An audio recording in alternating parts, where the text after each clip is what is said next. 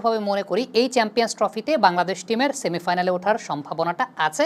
বিশেষ করে প্রথম ম্যাচটা ভারতের বিরুদ্ধে দুবাইতে খেলা, সেই ম্যাচেও বাংলাদেশের একটা জোরালো সম্ভাবনার জায়গা আছে। কিন্তু কেন লেজেন্ডরা আসলে বাংলাদেশের ব্যাপারে একটু নেতিবাচক মন্তব্য করছেন বা বাংলাদেশকে আন্ডারএস্টিমেট করছেন, তার পেছনে সবচেয়ে বড় কারণটা হচ্ছে বাংলাদেশ তাদের পটেনশিয়ালিটিটা সাম্প্রতিক সময় আইসিসির ইভেন্টগুলোতে একেবারেই দেখাতে পারেনি। মানে বাংলাদেশের যে পটেনশিয়ালিটিটা আমরা এক্সপেক্ট করি বা আমরা হয়তো বা জানি যে বাংলাদেশের যে পটেনশিয়ালিটির জায়গাটা আছে, সেই পটেনশিয়ালিটির জায়গাটা বাংলাদেশ বড় মঞ্চে আইসিসির ইভেন্টগুলোতে ইন রিসেন্ট টাইমসে কন্টিনিউয়াস প্রসেসে দেখাতে পারে নাই।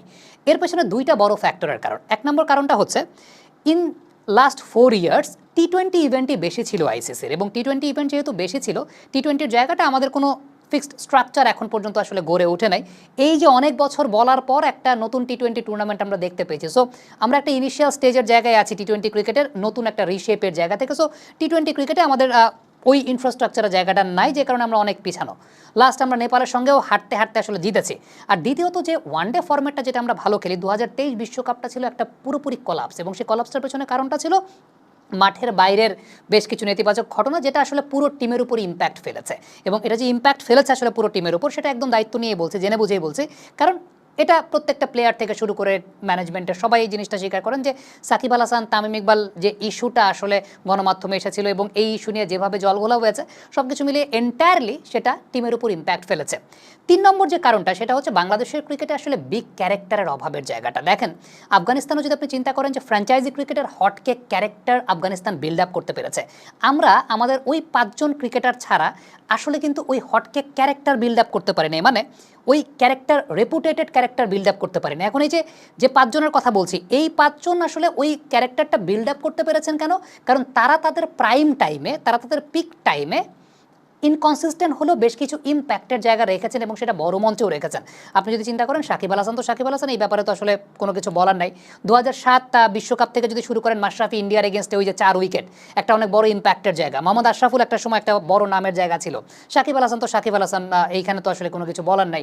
তামিম ইকবাল খান ব্যাক টু ব্যাক 4টা হাফ সেঞ্চুরি এশিয়া কাপের মঞ্চ করেছেন। লর্ডসের মাটিতে গিয়ে তার সেঞ্চুরির যে জায়গাটা, ইভেন আপনি যদি চিন্তা করেন যে যখন বাংলাদেশ বাইলেটারাল সিরিজগুলোতে বড় দলগুলোতে হারিয়েছে, সেখানে তার ব্যাটিংয়ের যে জায়গাটা, মাহমুদুল্লাহ রিয়াদ বড় মঞ্চে 2টা সেঞ্চুরি তিনি করেছেন। মুশফিকুর রহিম কনসিস্টেন্ট বেসিসে বড় মঞ্চে ইম্প্যাক্ট ক্রিয়েট করেছেন। সমস্যার জায়গাটা হচ্ছে ইন লাস্ট 4-5 ইয়ার্স এই ক্যারেক্টারগুলো বাংলাদেশ ক্রিকেটে আসলে নাই। মানে তাদের তো পিক টাইম ধরেন এখন আর নাই। মুশফিকুর রহিম, মাহমুদুল্লাহ রিয়াদ, সাকিব আল হাসান, তামিম ইকবাল, তারা এখন আপনাকে ওই পারফরমেন্স দেবেন, সেটা আপনারা এক্সপেক্ট করাটাও ভুল। 23 বিশ্বকাপের কথা যদি আমরা বলি, 23 বিশ্বকাপে ধরেন সাকিব আল হাসানের একার উপর ব্লেম এসেছে। 23 বিশ্বকাপে নাজমুল শান্তর 2টা সেঞ্চুরি করা উচিত। 23 বিশ্বকাপে লিটন কুমার দাসের 2টা সেঞ্চুরি করা উচিত ছিল। মানে এটাই তো আসলে হয় যে তারা তাদের পিক টাইমটা 2019 সালে, যেটা একটা অনেক বড় লস ছিল, যে 2019 বিশ্বকাপটা বাংলাদেশ আসলে প্রোডাক্টিভিটি জেনারেট করতে পারে না। এবং প্রোডাক্টিভিটি জেনারেট করতে পারে নাই কেন? তার কারণটা হচ্ছে বাংলাদেশের বোলিং সেটআপটা খুব খর্বশক্তির বোলিং সেটআপ ছিল।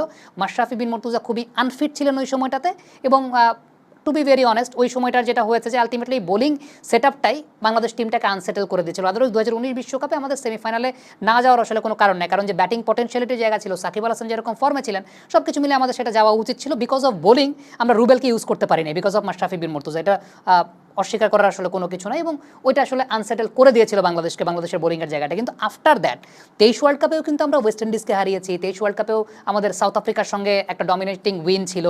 23 ওয়ার্ল্ড কাপে আফগানিস্তানকেও আমরা বেশ ভালো মতো হারিয়ে